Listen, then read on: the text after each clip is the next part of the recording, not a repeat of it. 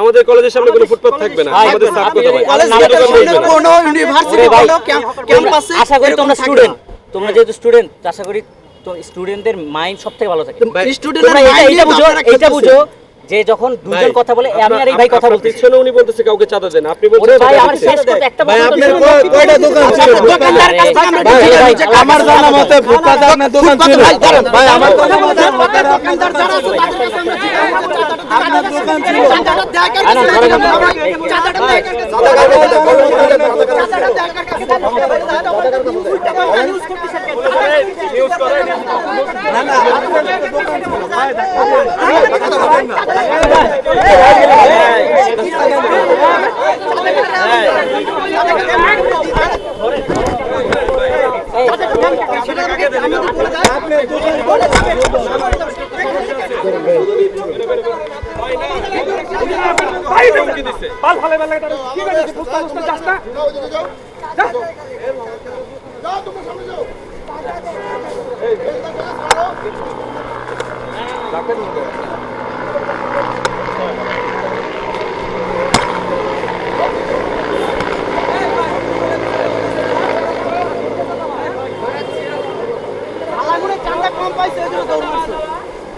আপনার সাথে একটু কথা বলবো।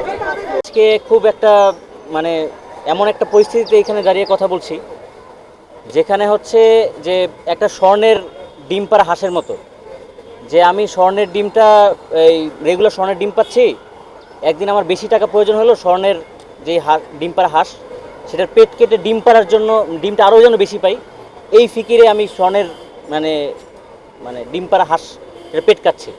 বিষয়টা হচ্ছে যে ফুটপাতে যারা হচ্ছে গিয়ে হকারি করছে, এটা আসলে মানে নৈতিক জায়গা থেকে উচিত না, কিন্তু তবুও যারা পেটের দায় করছে কিংবা বিভিন্ন কজে করছে, দেখা গেছে আমি প্রতিদিন তাদের কাছে মাসুরা নিচ্ছি, প্রতিদিন একটা টাকা নিচ্ছি, আর যখনই প্রয়োজন হচ্ছে আমি তাকে উঠিয়ে দিচ্ছি এবং হচ্ছে 2 দিন পরে আবার বলছি যে তুমি উঠে যাও এবং আমাকে এই পরিমাণ টাকা দাও, তারপরে তোমরা আবার বসো, কিংবা ওকে না বসে আরেকজনকে বসাচ্ছি।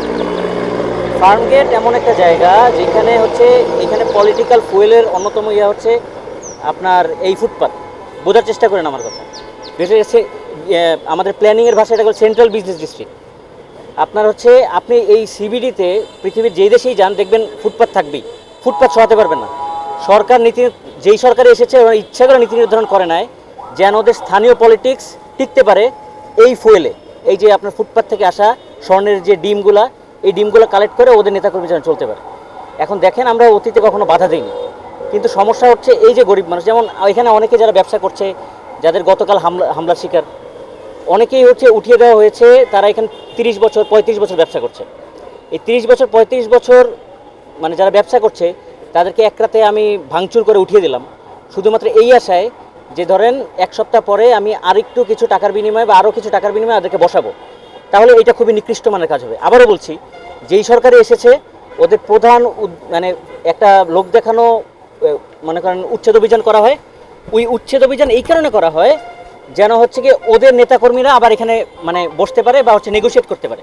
অতীতে আমরা এটা দেখেছি, এখন বর্তমানেও দেখছি, যেটা আমরা আপনি ডিএসসিসি দেখেন, ডিএনসিসিতে ওইভাবে দেখা গেছে হচ্ছে তাদের নেতাকর্মীরাই, কাদের নেতাকর্মী আপনারা বুঝে নেন, হচ্ছে বিভিন্নভাবে ফায়দা ভোগ করতো, এবং বর্তমানে হচ্ছে যারা যেখান থেকে ফায়দা ভোগ করতো না ওইখান থেকে দেখা গেছে নেতাকর্মী প্রণোদিতভাবে উঠিয়ে দিচ্ছে। গতকাল রাতে যেটা হয়েছে, গতকাল রাতে এখানে প্রায় 30-40টা দোকান ছিল, 30-40টা দোকান রাত্র প্রায় 12:30টার দিকে, নিশ্চয়ই 12:30টার দিকে সিটি কর্পোরেশন কোনো অভিযান চালাবে না, কিংবা হচ্ছে কোনো পুলিশও ছিল না। আমাদের কাছে ভিডিও ফুটেজ আছে, ছবি আছে, মানে নির্বিচারে আপনার হচ্ছে গিয়ে যারা কিনা এখানে হকার তাদেরকে গায়ে হাত তোলা হয়েছে এবং তাদের যে সম্পদ ভাঙচুর করা হয়েছে। দেখা গিয়েছে তারা তো ভাই প্রতিদিন সকালে এই রোদের বৃষ্টির মাঝখানে মাল কিনে এসে যদিও এন্ড অফ দ্য ডে মানুষের হাঁটা চলাচলের বিঘ্ন ঘটাচ্ছে, কিন্তু এন্ড অফ দ্য ডে তার পরিবারের মুখে হাসি ফোটাচ্ছে এবং দেখা গেছে এই চাঁদাবাজ তাদের মুখে হাসি ফোটাচ্ছে, তাদেরও পরিবার চলছে, চাঁদাবাজের পরিবার চলছে। কিন্তু যদি আমরা এই কাজ করি যে আরও বেশি চাঁদা আদায় করার জন্য বা আরও বেশি টাকা কিভাবে উপার্জন করা যায় এই জন্য তাদেরকে মেরে উঠিয়ে দিই, এটা খুবই নিন্দনীয় কাজ হবে। ভাই আজকে আমাদের হচ্ছে বিক্ষোভের অবস্থান কর্মসূচির একটা বিষয় ছিল এবং আমরা সকাল থেকে মোটামুটি এখানে অবস্থান কর্মসূচিতে ছিলাম, কিন্তু বিষয় হচ্ছে আমি জানি হয়তোবা এইটা এন্ড অফ দ্য ডে কোনো ভ্যালুয়েট করবে না, আমি জানি না এটা কোন পর্যন্ত পৌঁছাবে, কিন্তু এই যে তাদের কান্নাটা অ্যাটলিস্ট আপনাদের গণমাধ্যমের কাছে পৌঁছাতে পেরেছে, এটাই আমাদের সফলতা। কিভাবে ভাই কিভাবে সফলতা আমি আপনাকে বুঝাই বলি ভাই। মনে হচ্ছে না কালকে তো এন্ড অফ দ্য ডে ওদেরকে উঠাইয়া দিবে, পুলিশ প্রশাসন কিছুই করবে না, ডিএনসিসির এখানে কোনো ভূমিকা নেই। তারা যেই চাঁদাটা দেয় তারা সেটা ডিএনসিসিকে দিতে চায়, ডিএসসিসিকে দিতে চায়। কিন্তু বাস্তবতা হচ্ছে এইটা ভাই, তারা একটা, আমি আপনাকে কি বলবো, মানে দুর্ভিক্ষের একটা চক্রে আবদ্ধ হয়ে গেছে। তারা না পারছে তাদের কান্না কাউকে বলতে। এই 30 বছর 35 বছর এখানে অনেকেই আছে 30 বছর। নানু ভাই আপনি কত বছর ব্যবসা করতেছেন? 16 বছর। এই যে ব্রিজের ওপারে সে 16 বছর ব্যবসা করছে। এখানে যারা যারা ব্যবসা করছে অলমোস্ট আপনি এই 30 বছর ব্যবসা করতেছে, 40 বছর এমন আছে পাকিস্তান পিরিয়ড থেকে এখানে হকারি করছে। বিষয়টা হচ্ছে এইটা। কিন্তু তারা এই যে প্রতিদিন তাদের মনে করেন ঘাম পড়ার আগে মানে চাঁদাটা দিতে হয়, এই যে চাঁদাটা দিতে হয় ভাই, এটা কিন্তু মিস হচ্ছে না। কিন্তু তবুও দেখা গেছে কয়দিন পর পর তাদেরকে উঠে দেওয়ার পরে বলে যে আচ্ছা তোমাদেরকে আবার বসতে দিব, তুমি আমাকে এত টাকা দাও। বা আওয়ামী লীগের সময় বলবে তুমি বিএনপির মিছিলে গেছো, বিএনপির সময় গেলে আওয়ামী লীগের মিছিলে গেছো। আবার মিছিলে যদি নাও যাওয়া হয় তাহলে আমাকে ধরা হবে তুমি কেন মিছিলে যাও না। তাহলে ভাই এরা আসলে যাবে কোথায়? এন্ড অফ দ্য ডে আপনারা মানে গণমাধ্যমরা বলবেন যে এরা হাঁটা চলাচলের ক্ষতি করছে, সিটি কর্পোরেশন কোনো নীতিমালা দিবে না। দেখেন এই আপনি যেই দেশেই যান ভাই, আফ্রিকা থেকে শুরু করে লন্ডনে যান, আপনি যেই দেশেই যান, আপনি হচ্ছে গিয়ে ইউএসএ যান, আপনি সবখানে দেখবেন যে পেডিস্ট্রিয়ানের হাঁটার জায়গা করে সিবিডির প্রত্যেকটা মোড়ে আপনার এমনভাবে হচ্ছে ডিজাইন করা হয়েছে যেন হচ্ছে গিয়ে আপনার ফুটপাতে যারা থাকে তারাও থাকতে পারে, আবার পেডিস্ট্রিয়ানের হাঁটা চলাচলে কোনো বিঘ্ন না ঘটে। কিন্তু বাংলাদেশ এমন একটা দেশ, এইখানে শুধুমাত্র আমরা আমাদের আঞ্চলিক কমিটিগুলো চালানোর জন্য, মানে রাজনৈতিক কমিটিগুলো চালানোর জন্য এদেরকে কোনো হাত দিই না বা কোনো নীতিমালা আন্ডারে নিয়ে আসে না। আপনার কি বলেন এটা ঠিক ভাই? এটা ঠিক না বেঠিক? এটা বেঠিক হওয়ার কথা।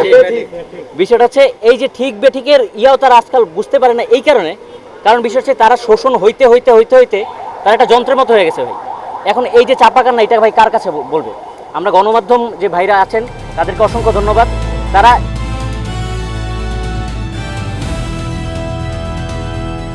দিনাজপুর টিভি মানুষের জীবনের কথা বলে।